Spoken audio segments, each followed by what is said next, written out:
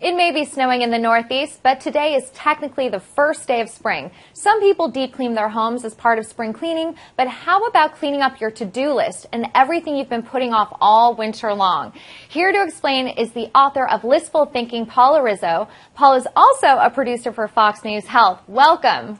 Thank you so much for having me. Thank you for being here. It's very exciting to have a colleague. Yes, it's so nice. I didn't have to go far, which was good. A very easy commute, especially in this kind of weather. So tell us about the book. Okay, so the book actually started from my blog, which I started about 4 years ago, listproducer.com, and I'm just a crazy list person. And so I've always been making lists, and, you know, as a producer, you're very deadline-oriented. And so the only way for me to keep on task was to have everything right in front of me, like a roadmap to get through the day. So why do you recommend that people make lists?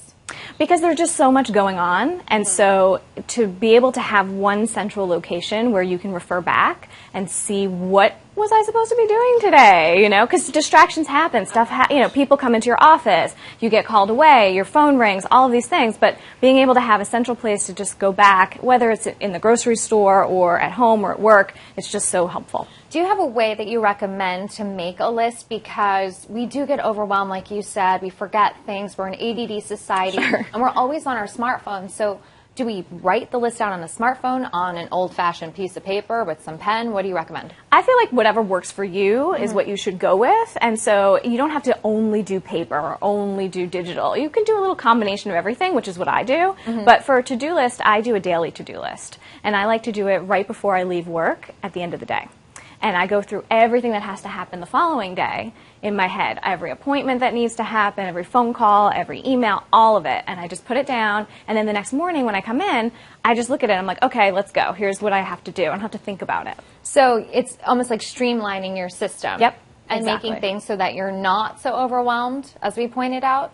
Yeah, that's it. You just want to get it out of your head. Yeah. Because how many times are you running around like, oh, wait, I forgot to do this, and I meant to do that, or I need to call this person, I need to do all these things. If it's on your list, you'll get to it. And so just being able to do that mind dump to get everything out, put it down on paper, and then from there you can prioritize and see, you know, what needs to go where. And do you break up the list in any particular way? I do. So I do sub-lists for my lists. So I never put work and home lists together in the same place. So separate the business and the personal. Totally. Okay. Because I feel like that way, when you look at it, you know what you're going to get there. You know exactly where you're going to be able to find those to-dos or those things. Otherwise, you look at it and you're like, oh, wait, I have to get Grandma a gift, but also I have to finish, you know, writing this script, and it's your mind gets a little jumbled. Yeah, totally. So you want to have two definite separate places. You can have it on the same piece of paper. Like I have it all on the same piece of paper, my daily list, but there's work on the left and there's home stuff on the right. So it's important to be organized, but also organize your list. But why is it that you say that people are very disorganized and can't plan and can't seem to stick to what they have to do? It's very tough to prioritize, I think. And I think people also don't love the idea of structure. Really? You know? Yeah. Because I feel like we're all so structured in a way. Well, I feel like at work, I was really great at this. And so I could make tons of to-do lists, and I was, you know, on top of my game, getting everything done, making sure I got to my deadlines. But at home, I wasn't doing it. Yeah. And so I was sort of all over the place, and I felt like, you know what, I don't want to do it at home because I want it to be easy, and I don't want to be so structured. It's, you know, I want to relax. But everything, I was forgetting everything. And so I was like, all right, that doesn't work. So let me get back to the list. And that's kind of how the book came about, because then I was looking for an apartment, and I was all over the place. I couldn't focus on one thing when I walked through the apartments. So I made a checklist. And then that's where everything kind of started. And like you said, this can be applied to your personal, this can be applied to your business life. Sure. But I can just imagine if, let's say, you're getting ready to get married, how this will come for the big life milestones. You're having a baby, you're searching for a new job.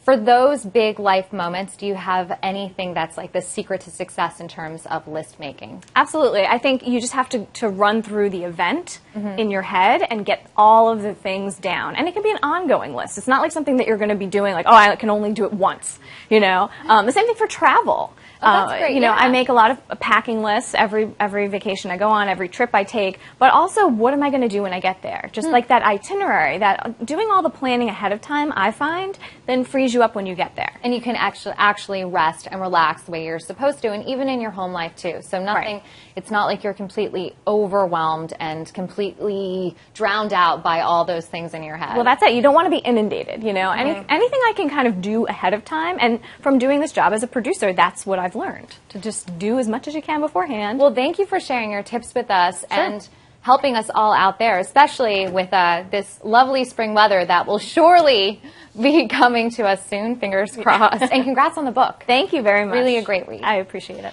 Check out Listful Thinking. For more on this, check out listproducer.com. I'm Diana Felzone. Thanks for watching.